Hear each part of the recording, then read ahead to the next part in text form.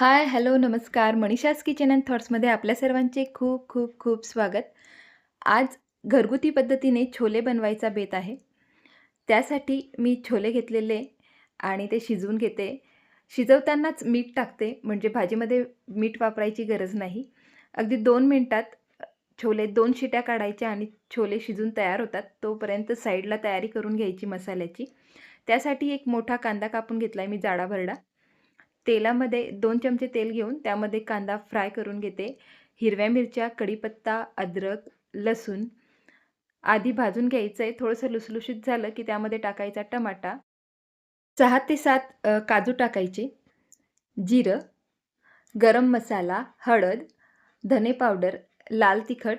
आपण हिरव्या मिरच्या पण वापरल्या आहेत, तर लाल तिखट कमी टाकायचं. सगळे खडे मसाले आणि कोथिंबिरीच्या काड्या. हे सगळं अगदी आपल्याला 2 मिनिटं वाफवून घ्यायचं आहे भाजीसारखं. 2 मिनिटात आपला सगळा मसाला तयार होतो आणि आता आपण थंड झाल्यावर हे मिक्सरमधून बारीक अशी पेस्ट तयार करून घ्यायची आहे.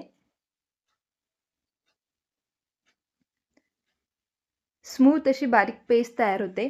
इकडे आपले छोले पण शिजून तयार होतात. अगदी दाबल्याबरोबर पीठ होतं. इतके छान छोले शिजून जातात 2 शिट्यांमध्ये. कढईमध्ये तेल घ्यायचं आहे 2 ते 3 चमचे. त्यामध्ये आपली पेस्ट टाकायची आहे. 2 मिनिटं आपला मसाला झाला की त्यामध्ये टाकायचे छोले आणि खूप सारा कोथिंबीर. तुम्हाला छोल्यांची भाजी किती प्रमाणात घट्ट हवी आहे, त्या प्रमाणामध्ये पाणी घाला. शक्यतो छोले असे मस्त घट्टसर असतात, जास्त पातळ नाही करायचे.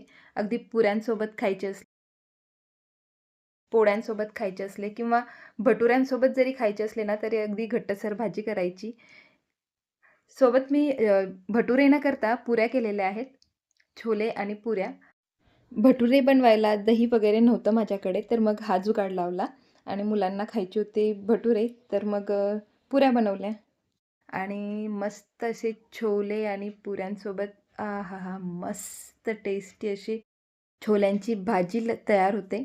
तर चला तुम्हीही बनवा आणि खा. सोबत लाईक, सबस्क्राईब, शेअर करायला अजिबात विसरू नका. Thank you.